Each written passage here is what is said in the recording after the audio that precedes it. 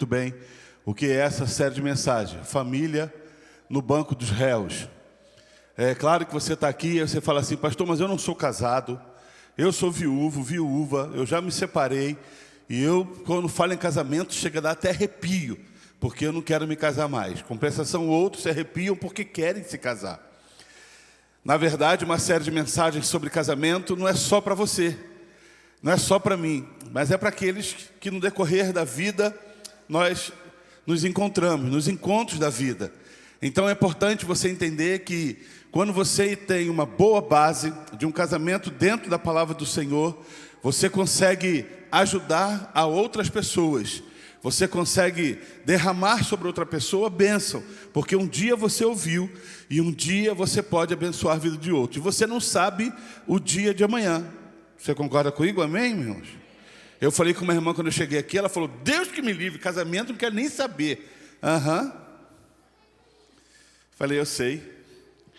E quando nós preparamos essa série de mensagens fala de alguns pontos dos votos matrimoniais.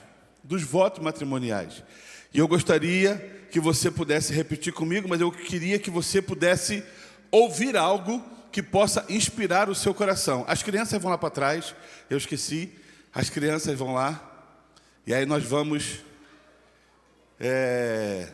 já, falar dos votos matrimoniais. Algo que inspire o seu coração, preste atenção, irmãos.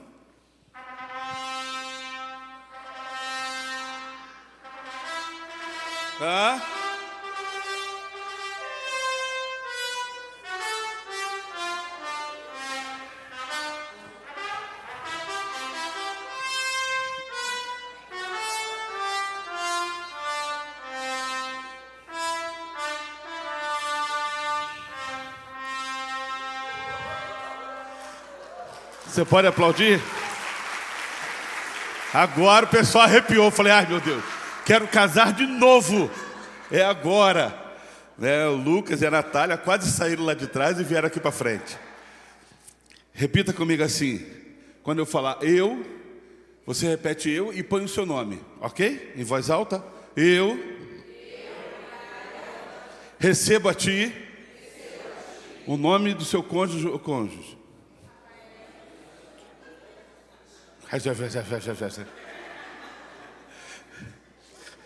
Quem não tem, fala futuro.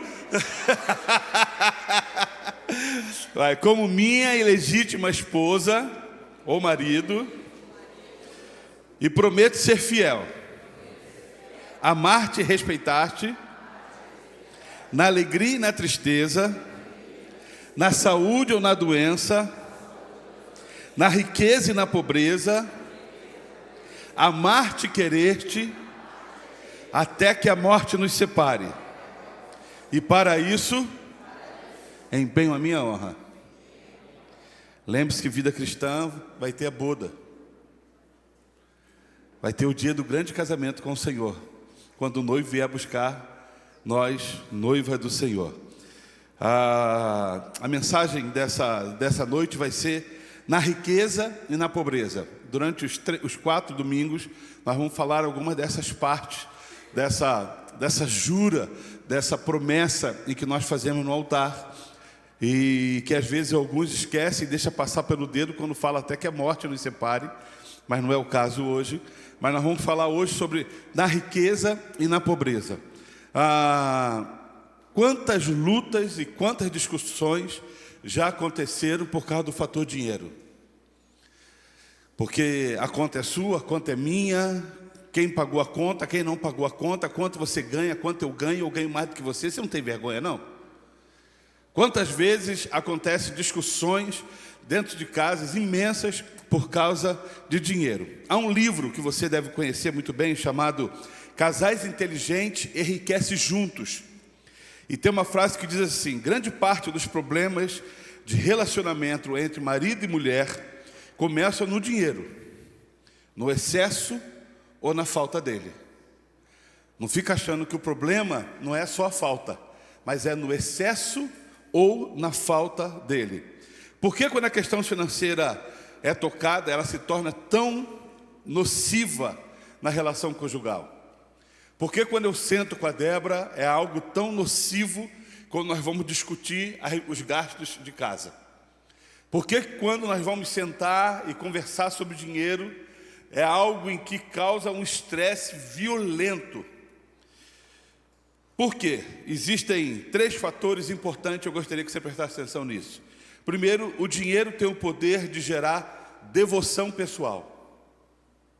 Ele tem esse poder de gerar devoção pessoal.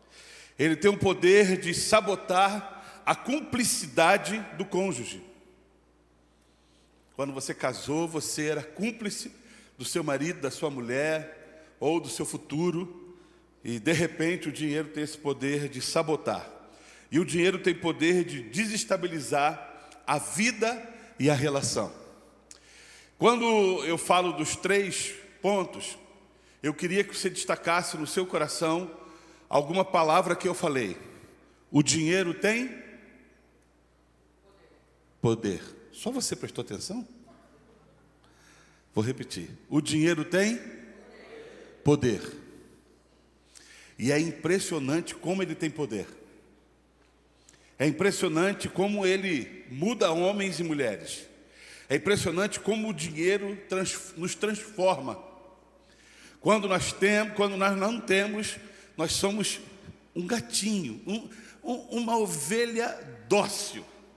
Mas de repente você tem 50 reais no bolso, você se acha o tal. Por quê? Porque você tem 50 reais, irmãos, em nome de Jesus. 50, irmão, não dá para fazer nada.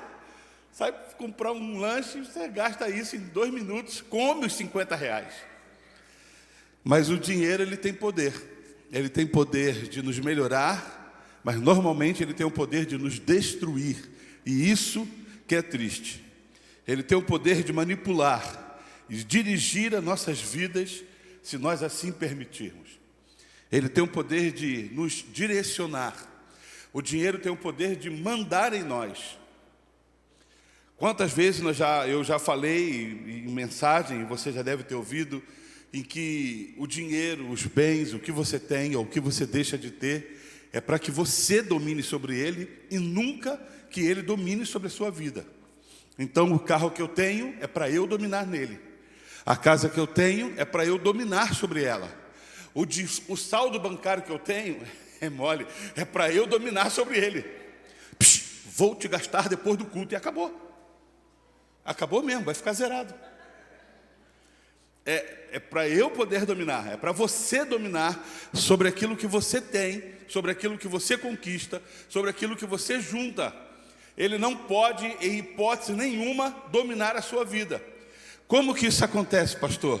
Quando é o meu e o seu dinheiro. Muitos casamentos, eles ruem, muitos casamentos são destruídos, porque é o dinheiro da Débora e o meu dinheiro. E quando há o dinheiro da Débora e o meu dinheiro, isso não é um casamento, isso é uma sociedade. E na sociedade que nós dividimos. Casamento o que é? União. Tornar-se um. E nós precisamos entender, não são as suas contas, não são as minhas contas, mas são as nossas contas. É aquilo que nós precisamos pagar, é aquilo que nós precisamos fazer. Quando nós nos casamos, a Débora ganhava pelo menos o dobro ou 3 vezes mais do que eu ganhava. Comecei no ministério, e no ministério, pastor novo, recém-casado, o salário era, e o salário, e a Débora ajudava no restaurante da minha sogra, e ela ganhava mais. Mas nunca houve problema porque ela ganhava mais do que eu. Nós nos sentávamos, eu pagava tudo que podia pagar com aquele imenso salário, louvado seja o nome do Senhor. Passou dali, está tudo bem. E a Débora depois vinha ajudando no restante das coisas com as finanças dela. Não era o meu dinheiro, não era o dinheiro dela, mas era as nossas finanças, e isso é importante nós entendermos. Primeiro ponto da mensagem, dos 3 tópicos que nós falamos, o dinheiro tem o poder de gerar devoção.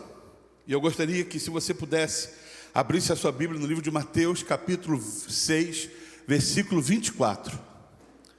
Mateus 6, antes estava um pouquinho mais gostoso do que está agora. No retorno, não sei por quê. Mateus 6, 24. Olha o que esse texto ele fala. Mateus 6, 24. Diz assim: ninguém pode servir a dois senhores, pois odiará a um e amará o outro, ou se dedicará a um e desprezará o outro. Vocês não podem servir a Deus e ao... O que diz ali, irmão? Dinheiro. Sei que algumas versões falam mamão. Você não pode servir a Deus e ao dinheiro. Richard Foster, em Dinheiro, Sexo e Poder, diz o seguinte: o dinheiro tem muitas características de divindade. Ele nos dá segurança, ele pode induzir a culpa, dá-nos uma sensação de liberdade e dá-nos poder e parecer ser onipresente. O dinheiro às vezes nos dá essa sensação.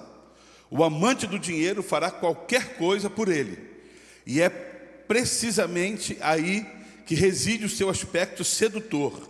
Para a pessoa que ama o dinheiro, meias medidas não bastam. A pessoa é fisgada. O dinheiro se torna um problema que consome e domina a vida. É um Deus que exige devoção total.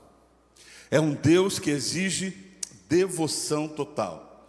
E dentro de uma escala, na ordem cristã, em primeiro lugar está o Senhor, o nosso Deus. E às vezes nós tiramos o Senhor do seu lugar e colocamos o nosso dinheiro, porque achamos que sem Ele nós não conseguimos fazer nada. Pastor, eu sei que o senhor está falando, mas sem dinheiro eu não consigo fazer nada. Sem dinheiro eu não tem nem como, eu não consigo comprar, consigo sair. Eu não saio se eu não tiver pelo menos um dinheirinho no bolso, assim, liso, leve, solto, mas de jeito nenhum. Eu tenho que ter um trocado no bolso, porque se eu não tiver dinheiro, eu me sinto inseguro, eu me sinto assim, como se estivesse nu, perdido, desamparado de qualquer coisa. Não saber viver sem ter esse negócio. E aí, por não saber viver, atropela-se tempo, atropela-se propósitos, atropela-se ordens de prioridade, atropela-se tudo, porque Deus se torna, o dinheiro se torna Deus na tua vida e na minha vida. Quando nós decidimos e falamos assim, eu não consigo viver sem, é porque a sua e a minha devoção já ficou com o dinheiro. Não, eu não consigo.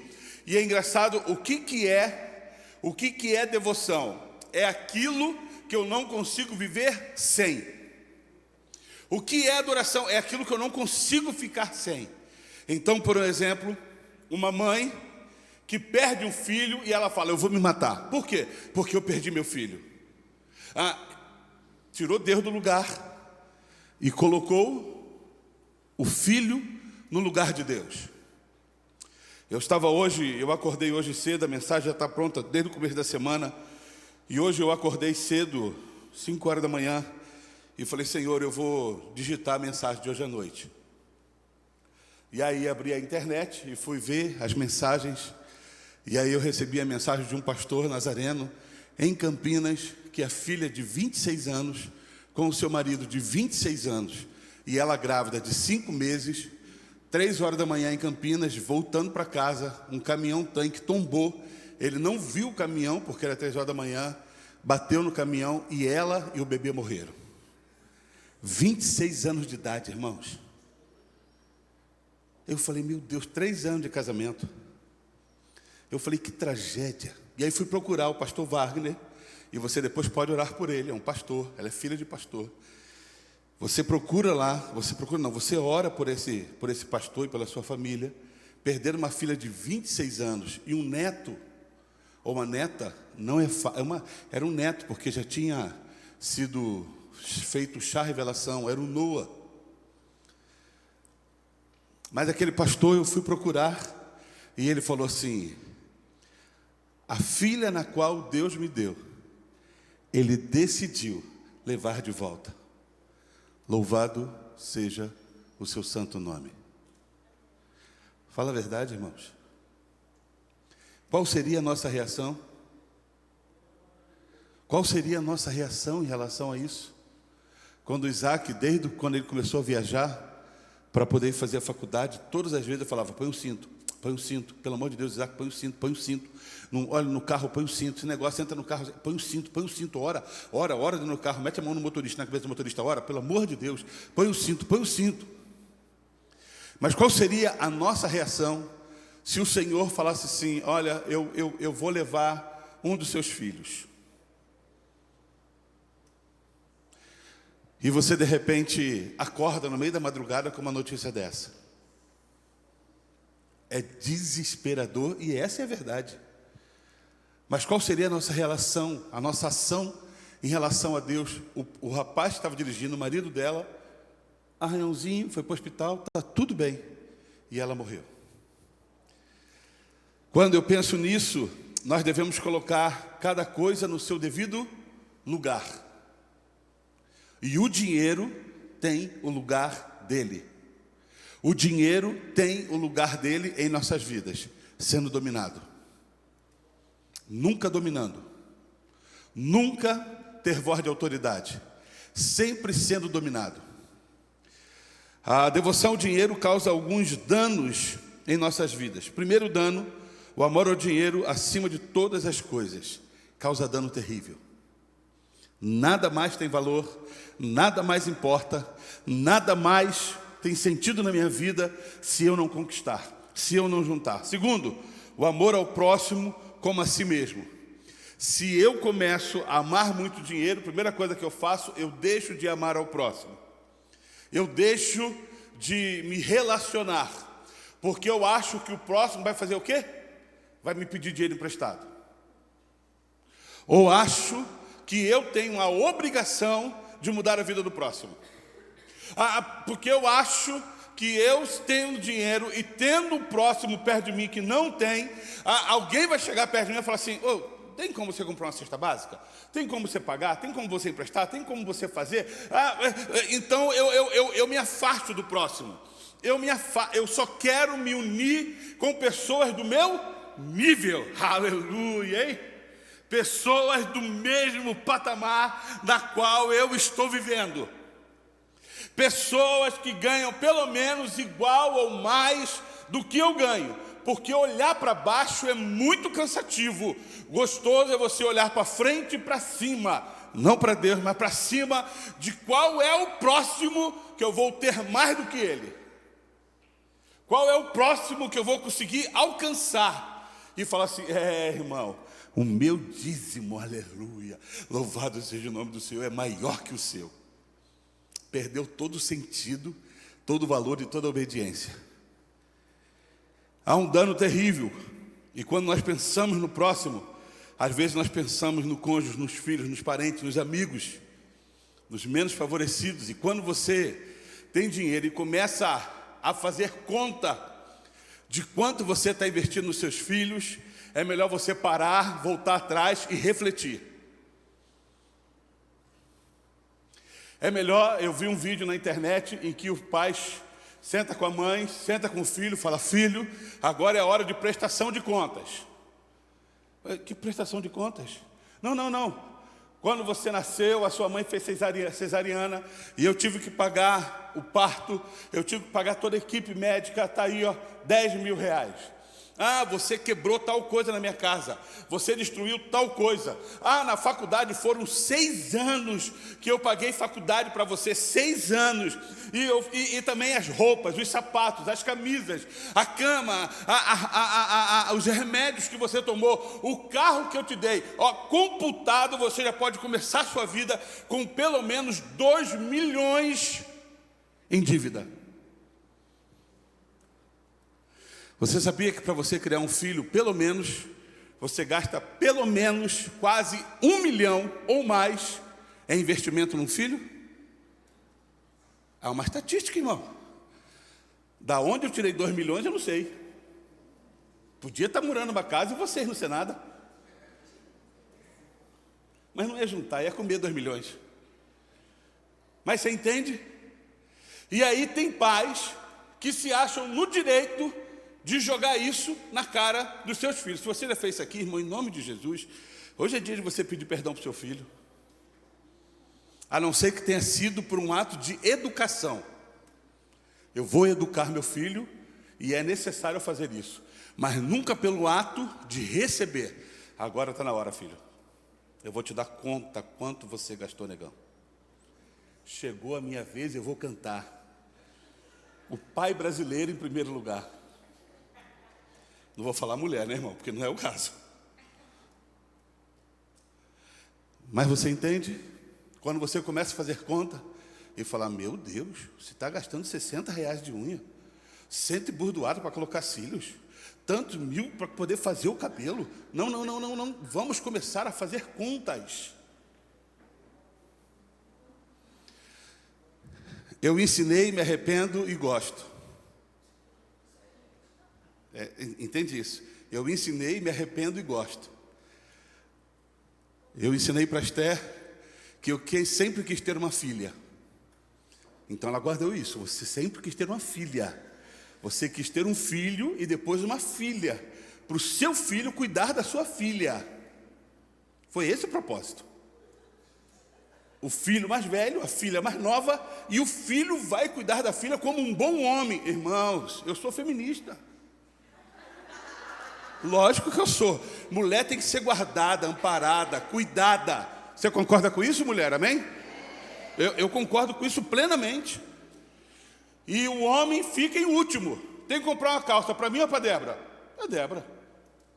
Tem que comprar um sapato para mim ou para minha esposa? Para minha esposa. A recompensa vem depois, homens. O que é que você pensou? Meu Deus, por isso que as crianças foram lá para trás. Mas entenda, eu falei que eu queria uma filha. E quando eu falo, minha filha, você está gastando muito. Eu não pedi para vir a essa terra.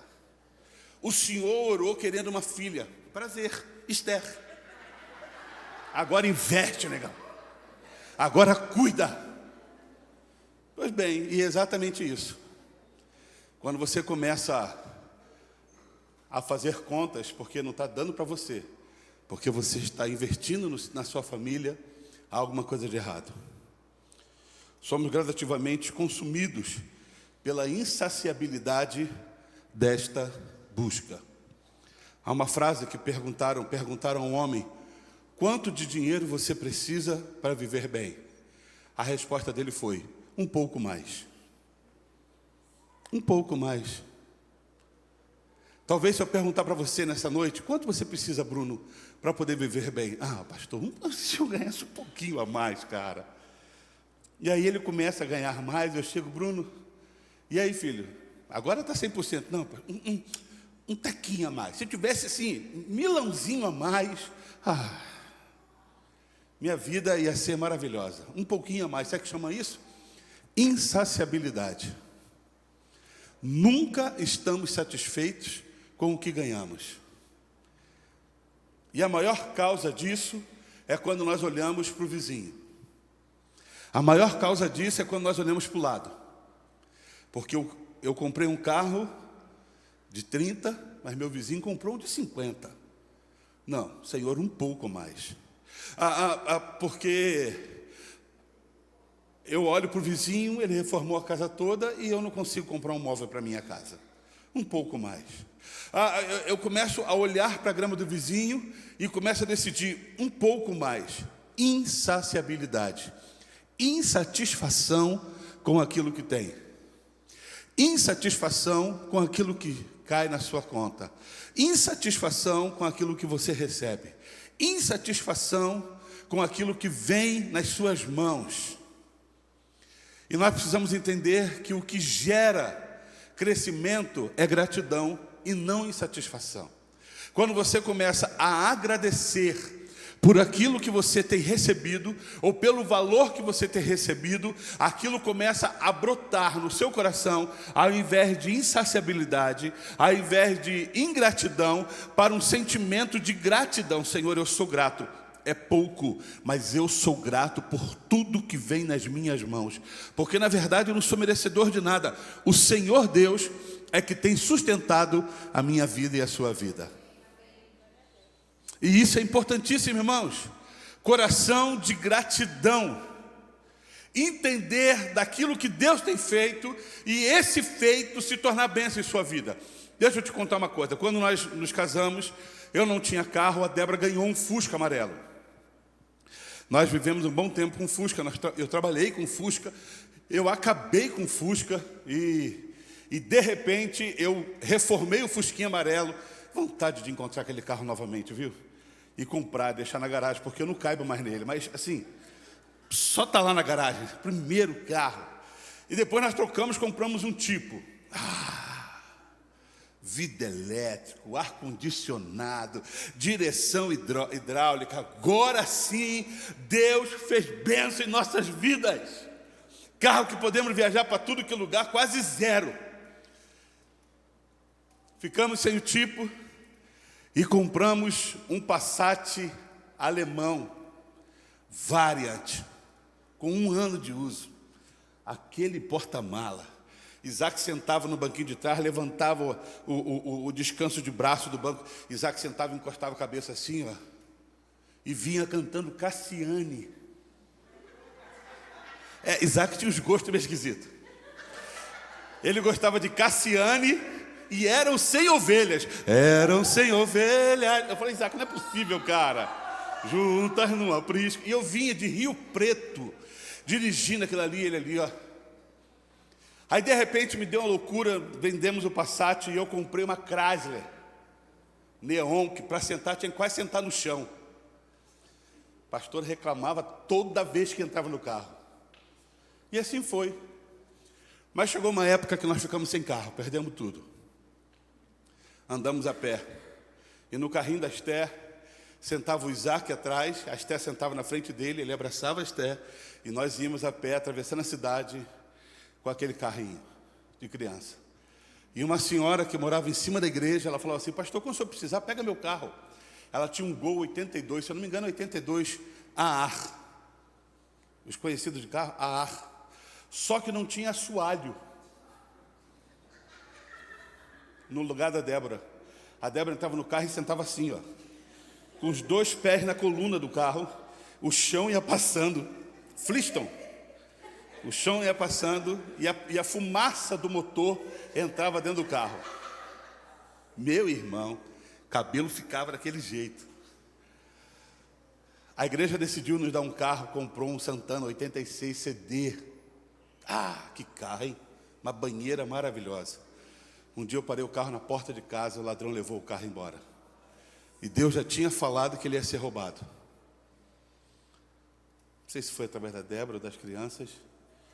A Débora falou assim, Alexandre, tinha um cara olhando o carro. Que é isso, Débora? Ele estava olhando o carro. Falei, imagina. Aí eu fui na oração, que crente, hein? Fui na oração, 6 horas da manhã. Parei o carro na porta de casa para tomar banho, para ir para a reunião de pastores. Aí de repente o Isaac e a Esther falam, pai. E eu tomando banho, eu comecei a pensar, imagina se rouba meu carro. Quando eu saio do banho, Isaac e Esther vem e falam, pai, você se lembra disso? Pai, cadê o carro que estava aqui? Levaram o carro embora. Virou outra leve. E aí Deus nos deu um prêmio. 86, CSL, ar-condicionado. Uma máquina. Ainda coloquei GNV. Aquele carro nós andávamos para tudo que é lugar. Mas um dia nós fomos no retiro de pastores com aquele carro, em Serra Negra. E os pastores de igrejas grandes, tudo com, vamos desse sedã da Volkswagen, Jetta. E aí eu parei com um prêmio, feliz da vida, e louvando a Deus pelo carro, porque o carro tinha ar-condicionado, irmão. Gordinho, transpira demais. E aí um pastor falou para mim assim, que carrão, hein, Alexandre? Na minha cabeça veio, miserável. Ele tem um Jetta. Eu falei, isso aí é benção na minha vida. Não, você está tirando onda com esse carro. Carrão, hein? Eu falei, eu faço um bom negócio para você. Você me dá o seu Jetta e eu te dou o prêmio para você não passar vontade. A conclusão da história é que Deus nunca deixou faltar. Mas nos nossos corações sempre tivemos gratidão por tudo aquilo que Deus nos deu. A insaciabilidade nos sabota, nos rouba. Mas a gratidão, as crianças entravam no carro e falavam assim, pai, que carro é esse? É Uno sedã. Porque o Uno sempre bombou. Mas o Uno sedã você não conhecia. O Uno sedã, ele chegava na escola, meu pai, qual carro é o teu pai? Uno sedã. É lógico. Mas a gratidão fazia com que a gente pudesse enxergar um pouco mais na frente. Você precisa entender isso, que somos gradativamente consumidos pela insaciabilidade. Quanto você precisa para viver? Um pouco mais. Um pouco mais. Coisas passam a valer mais do que pessoas. Quando o seu coração for tomado por isso, é porque você precisa parar e voltar atrás. Quando as suas coisas valerem mais do que as pessoas que estão ao teu redor, você precisa reavaliar. Quando as suas coisas valerem mais do que você tem em relação às pessoas, você precisa reavaliar sua vida, os seus conceitos. Segunda coisa que eu aprendo, o dinheiro tem o poder de sabotar a cumplicidade conjugal. Olha o que diz em Gênesis capítulo 2, você não precisa abrir. Gênesis capítulo 2, versículo 24. Um versículo conhecido, Gênesis 2, 24. Por essa razão, o homem deixará pai e mãe e se unirá à sua mulher. E eles se tornarão uma só? Uma só? Carne. Agora, olha que interessante esse versículo, irmãos. Por essa razão, o homem deixará pai e mãe e se unirá à sua mulher, e eles se tornarão uma só carne. Deus falou isso. Se você for em Mateus capítulo 19, versículo 5, por essa razão, o homem deixará pai e mãe e se unirá à sua mulher, e eles se tornarão uma só carne. Jesus falou isso. Se você for em Efésios capítulo 5, versículo 31, por essa razão, o homem deixará pai e mãe e se unirá à sua mulher, e eles se tornarão uma só carne. Deus, Jesus e Paulo reafirma isso ao povo. Se esse versículo não fosse importante para mim e para você, ele não estaria pelo menos 3 vezes na Bíblia. 3 vezes na Bíblia. 3 vezes reafirmando com as mesmas palavras. Por essa razão, o homem deixará pai, mãe e se unirá à sua mulher, e eles serão uma só carne. Por que um versículo tão importante é tão pouco pregado e vivido? Por que um versículo tão importante é tão pouco vivenciado? E esse é o grande ensinamento de um casamento. Sabe por que divórcios acontecem?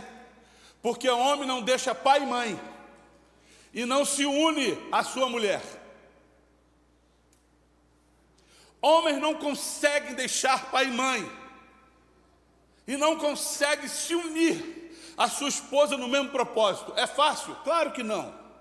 Claro que não é fácil.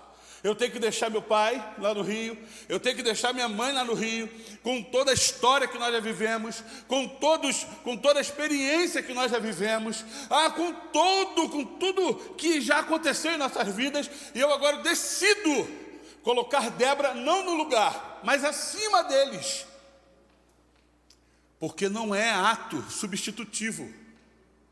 A minha esposa está acima dos meus pais e das minhas mães, do meu pai e da minha mãe. Sabe por quê? Porque ela agora é a minha família. E o meu pai e a minha mãe são os meus parentes. Pastor, fale isso não. Chega a dar gastrite, chega a doer. O meu pai já morreu, a minha mãe está lá. Ela se torna minha parente. Mas sabe o que eu escuto de vez em quando? Não fala assim não, hein? Eu volto para a casa do meu pai e da minha mãe. E isso nunca deveria ser uma frase que pudesse sair da sua boca. Você quer ver outro ato que não deveria sair da sua vida? Não deveria fazer parte da sua vida? Eu discuto com a minha esposa e eu vou dormir na sala. Lá em casa ela está enrolada. Se ela está aborrecida comigo e não quer dormir comigo, eu falei, filha, você vai dormir onde você quiser. Na minha cama eu não saio. Não saio. Não é que é boa, não. Mas aquele momento, aquele lugar, é meu e dela. É a nossa cama. É o nosso espaço. É onde resolvemos tudo. É onde colocamos tudo em ordem. É onde nos encontramos. É onde temos os relacionamentos mais íntimos e profundos. É onde temos as conversas mais sérias. É onde rasgamos o nosso coração um para com o outro. Está vendo uma coisa? Hoje eu não durmo na minha cama. Tem mulheres que falam, graças a Deus. Tem mulheres que agradecem a Deus, louvado seja o Senhor. Se eu soubesse, eu tinha brigado antes para esse miserável dormir na sala.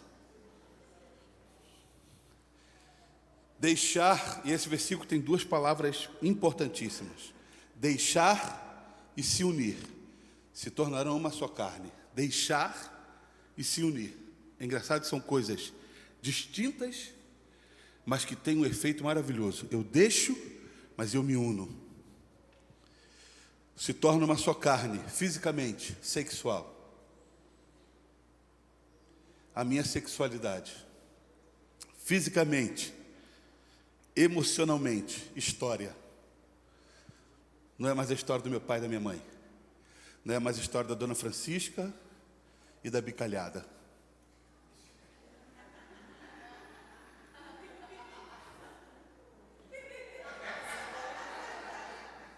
Agora, de quem que é a história?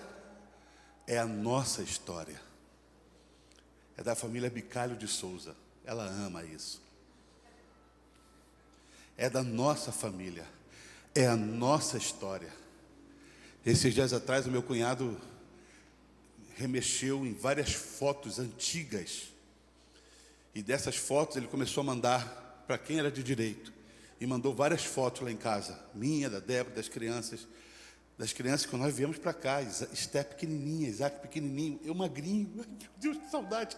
E aí,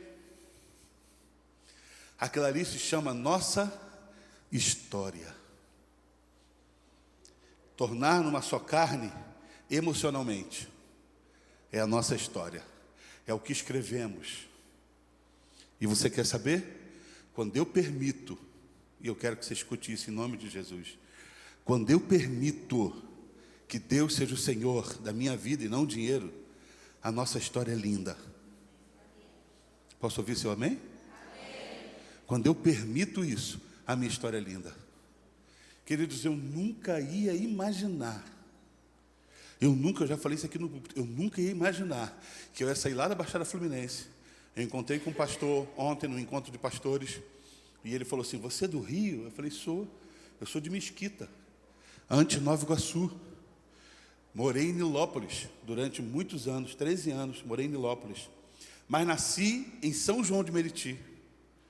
Podia ter um Copacabana em algum lugar aí, né, irmão? Mas não tem. Nasceu em São João, até os 13, em Nilópolis. Depois nós mudamos para o BNH, que hoje é Mesquita, que antes era Nova Iguaçu, e a minha mãe está lá até hoje. Ele falou, rapaz, eu fui levar minha esposa, porque eu também sou do Rio, numa cidade chamada Tribobó. Quem conhece aí? Isso aí mesmo. Pelo nome você já sabe como é que é o negócio. Fui levar, nascido e criado, eu e ela lá. E de repente eu errei a rua de entrar. Entrei na rua de cima. Quando eu entrei, eu falei, nossa, não é essa rua, é a rua de baixo. Parei o carro e engatei a ré. Quando eu engatei a ré, um cara com um fuzil do lado assim do carro assim, onde você está indo? E eu imagino o pastor, meu irmão. Eu seria isso. O sangue de Jesus tem poder. Senhor, põe os anjos aqui. Põe o dedo na boca dessa arma para não sair nada. Vai sair pela culatra. E ele falou, não, eu fui criado aqui na rua de baixo, eu sou filho da dona Ciclana. E eu errei a rua. E o que o senhor quer fazer? Eu estou dando ré para ir lá na rua. Não. Baixa o vidro, diminui o farol, acende a luz interna e eu vou te acompanhar até lá. Irmão, eu tinha que chegar direto para o banheiro. Você imagina, irmão? Você andando a 10 por hora e o cara do lado aqui, ó. Tá comigo. Dá a volta no quarteirão e para. E fala, ó, obrigado, você é um anjo de Deus na minha vida.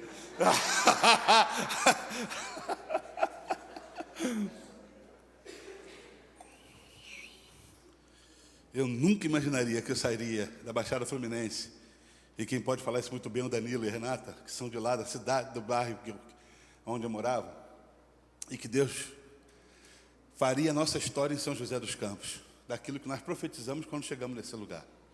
Nunca imaginaria que teria 2 filhos. Nunca imaginaria que hoje teria uma igreja tão abençoada com vocês aqui. Nunca imaginaria que teria um casamento. Nunca imaginaria que teria casa, carro, filhos formados. Nunca imaginaria que eu agora estaria assistindo vídeo de vô tratando com o neto. Você acredita? Hoje eu sentei para almoçar com a Débora, falei, Débora, olha isso aqui, cara. Meu Deus, parece um bobo. Débora de Deus, ai meu Deus do céu. A gente precisa juntar dinheiro para comprar isso para os nossos netos. Nem casados são. Eu estou falando de juntar dinheiro para poder comprar para netos. Nunca imaginaria que Deus faria o que fez. Eu posso falar por mim, mas eu acho que a Débora falaria a mesma coisa. Agora, melhor de tudo, é o que Ele ainda vai fazer. Que o que fez foi bom, o que virá é maravilhoso. Tornar-se uma só carne, fisicamente, sexual, emocionalmente, história, financeiramente, conquistas. Uma só carne está relacionada a conquista também, irmão. Eu nunca vi homem solteiro conquistar mais do que homem casado. Eu nunca vi. Você casado compra casa, você casado compra carro, você casado consegue juntar dinheiro, você casado consegue planejar. Solteiro, eu não sabia nem a cor do dinheiro. Caía na conta, o cartão fazia assim, ó. Hoje também faz, mas entende? Mas as coisas têm acontecido. Isso se chama dívida de alavancagem. Viu, Pablo Marçal? Dívida de alavancagem, que ele chama. Me tira o sono de vez em quando, né? Mas tudo bem. Tornar-se uma só carne, financeiramente, é a mesma coisa que conquista. O que vemos hoje? Casamentos mais tardios, motivados à construção da individualidade. Eu não posso casar porque ainda não conquistei. Eu não posso casar porque ainda não comprei. Eu não posso casar porque ainda não me formei. Eu não posso casar porque ainda não cheguei onde tinha que chegar. Eu não posso casar por causa de... Eu não alcancei os meus objetivos. Casamento nos quais o culto da individualidade é preservada. Eu caso contigo, mas eu preciso da minha vida solteiro, sozinho. Eu preciso de um tempo sozinho. Por favor, não se mete no meu tempo sozinho. Isso se chama egoísmo. Isso se chama egoísmo. O meu prazer de resolver os meus problemas é sentar do lado da minha esposa.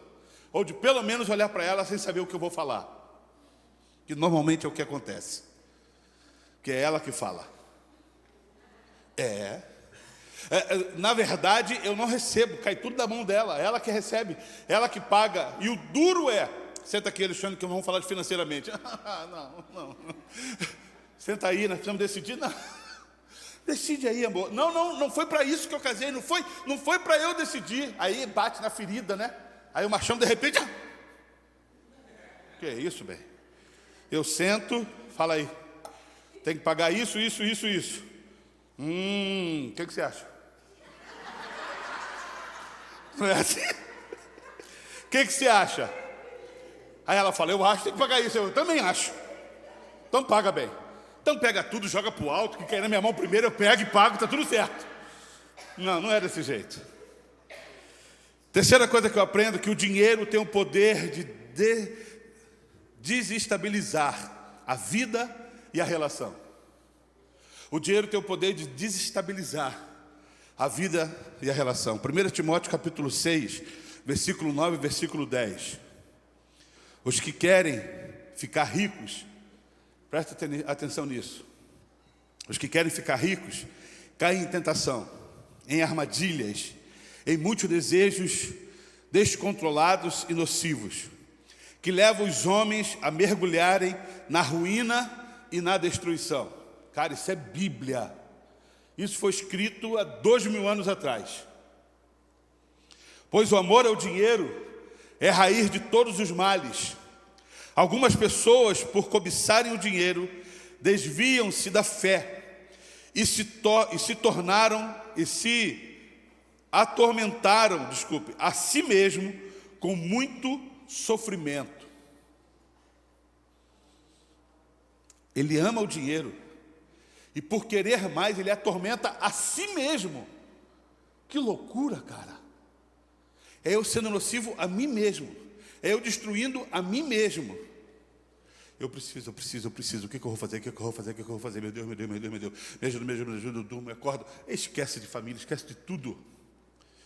Os que querem ficar ricos caem em tentação, em armadilhas e em muitos desejos descontrolados e nocivos. E levam os homens a mergulharem na ruína. Há um homem em que eu conheci,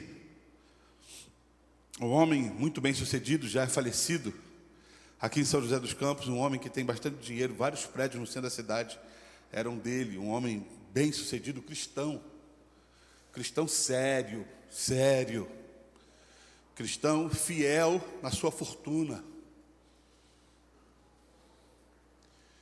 E ele falava assim para um parente dele: se você quer enriquecer, você não separe da sua esposa, fique com ela. É ela que vai te conduzir, é ela que vai te ajudar. Se você quer enriquecer, não separe. E esse homem morreu na casa dele, infartou, morreu no apartamento dele. Santificado, orando, buscando ao Senhor, um homem cristão. Ele tinha todo o seu dinheiro, mas o seu dinheiro não tinha ele.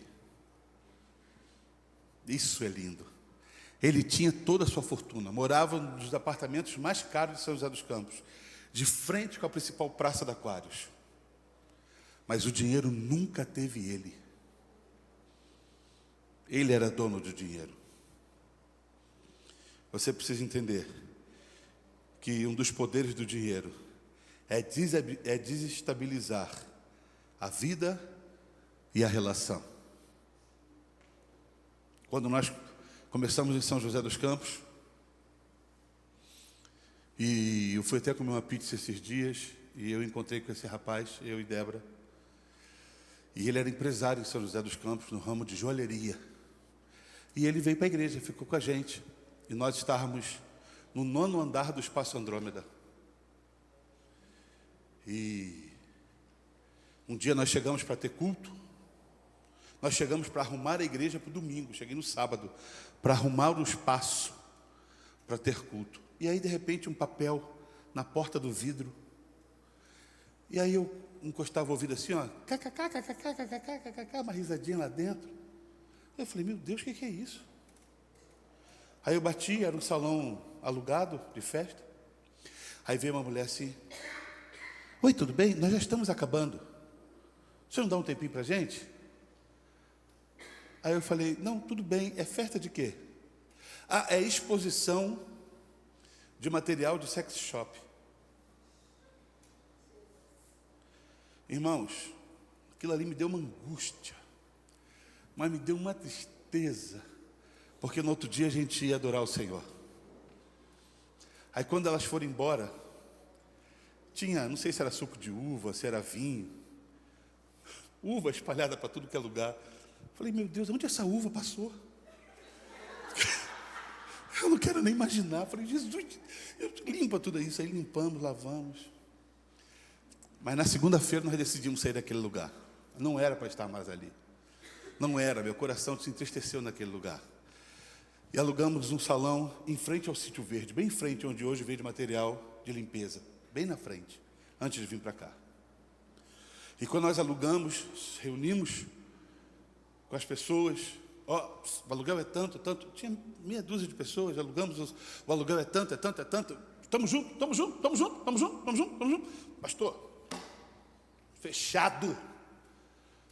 Você como pastor, você sabe que agora você tem uma responsabilidade de aluguel na Avenida Andrômeda Alto.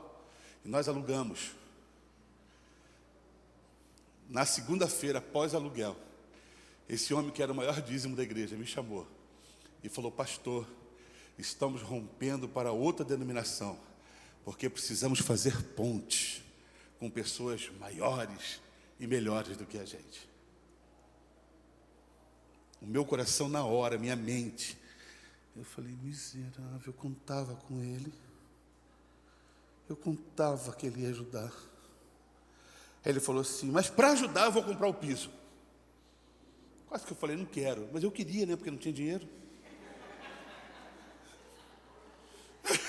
Quase falei: não quero, irmão, vai com Deus. Não, mas eu precisava. E ele foi lá, comprou o piso. Eu falei: agora tem que instalar o piso, né?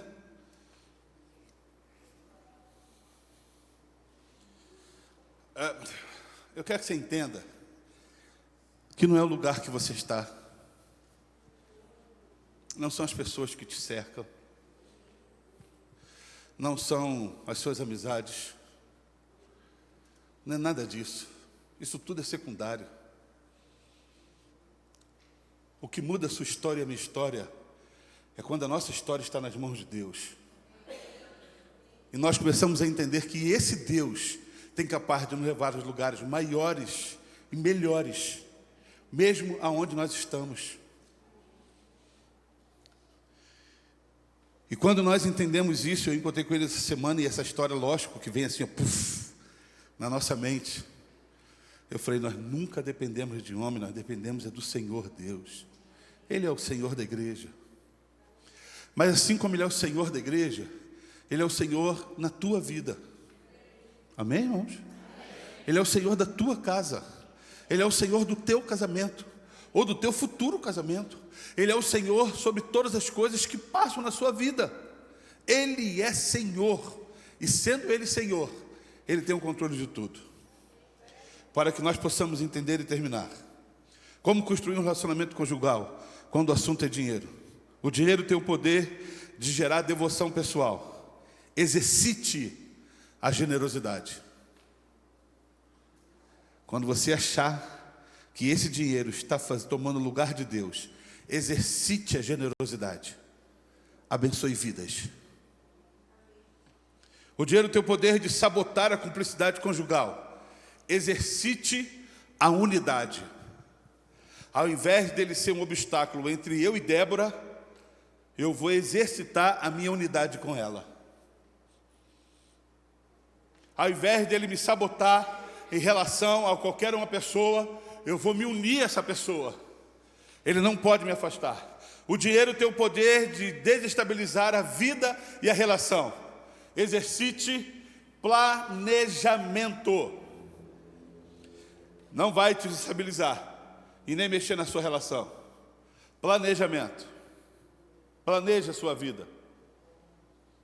Planeje os seus sonhos. Planeje as suas viagens. Pastor, eu não tenho dinheiro para viajar porque você não planejou. Pastor, eu não tenho dinheiro para comprar um lanche porque você não planejou. Pastor, eu não tenho dinheiro para comprar uma roupa porque você não planejou. Pastor, eu não tenho dinheiro para nada porque você não planejou nada na sua vida. Durante muitos anos, eu e Débora, nós nunca tiramos férias. Mas um dia a gente acordou e falou assim: a partir desse ano, nós vamos tirar férias todos os anos, pelo menos uma semana. A primeira vez que nós fomos tirar férias, eu fui lá e comprei. Falei: tá aqui, ó, agora tem que pagar, velho. E aí compramos, fomos. Quando terminei de pagar em 10 vezes, já engatei outra. Vrap. Falei: agora tem que pagar. Planejamento. Você tem que pensar nisso. Você tem que pensar nos seus filhos. Você tem que pensar no futuro dos seus filhos. Se você não pode planejar financeiramente, planeje em oração, em nome de Jesus. Planeja em oração. Quando você coloca a mão na cabeça do seu filho, da sua filha, e começa a declarar: Senhor, o meu filho vai ser, a minha filha vai ser, e em nome de Jesus Cristo, eu já estou planejando o futuro. Com que dinheiro? Não sei, mas o Senhor já está dando. Você precisa planejar isso. Quando Isaac decidiu ir para a faculdade de medicina, eu falei: Isacão, 12, 13, 14, 15 mil reais a parcela. Impossível, velho. Onde eu vou tirar 15 mil reais todo mês? Mais moradia. Mesmo que você durma debaixo da ponte em São José do Rio Preto. Não tem como. E a nossa oração em casa era uma só: Senhor, ele precisa passar na faculdade pública. E ele tinha essa consciência: precisa passar na pública. E nunca se inscreveu para uma particular porque não tinha condições. Pública. E ele colocou na cabeça dele: eu vou estudar 1 ano e eu tenho que passar desse ano. Ele falou: meu Deus, tem misericórdia. Não sei se ele lembra, ele fez a primeira prova e eu parava o carro: e aí, meu filho? Fui mal. Na outra prova: e aí, meu filho? Fui bem na prova, mas na hora que eu transcrevi por cartão, eu transcrevi errado. Pô, Isaac, cara, me ajuda. Isso porque 1 ano anterior, quem tinha ficado reprovado fui eu, na prova do governo, para ele poder estudar de graça na Embi Morumbi, em São Paulo. Quando ele fez a prova para a faculdade que ele fez, quando ele entrou no carro e sentou, eu falei: e aí, meu filho? Sim, eu acho que era a última ou a penúltima prova que ele tinha feito. A penúltima. Eu falei: e aí, meu filho? Passei. Não estudei nada, não fiz nada. Mas nós planejamos isso na cabeça deles. Quando a Esté foi fazer a prova, foi fazer a faculdade, nós não conseguimos pagar o valor que a faculdade cobra. Você vai ter que ir lá e mostrar o seu currículo. Que currículo? Falei: se vira, nego. Melhor nós orarmos, conseguimos pagar esse valor. E eu fui com ela, sentei lá. Não, isso aí eu não posso. Mas pai, não. Se vocês almejam ter a minha filha nessa instituição, tem que baixar o valor. Imagina que o pessoal me olhando: a gente almeja. Quem é sua filha? É a Esté, negão, você não conhece ela, violenta. Abaixou no valor que nós conseguimos pagar. Ela fez uma prova. Eu falei: Deus, que toda a inteligência da cabeça do Isaac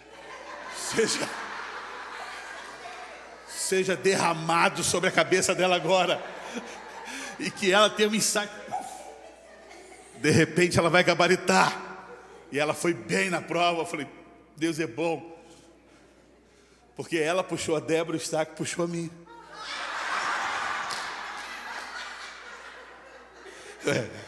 Eu que estou com o microfone, eu falo o que eu quiser. Você precisa planejar. Você precisa planejar. Não quando os teus filhos crescerem. Rafael e Maiara planeja hoje. André e Diana planeja hoje. Flávia planeja hoje. Se você planeja ter filhos, planeja hoje, para que seus filhos possam ir bem, em nome de Jesus. Vamos ficar de pé?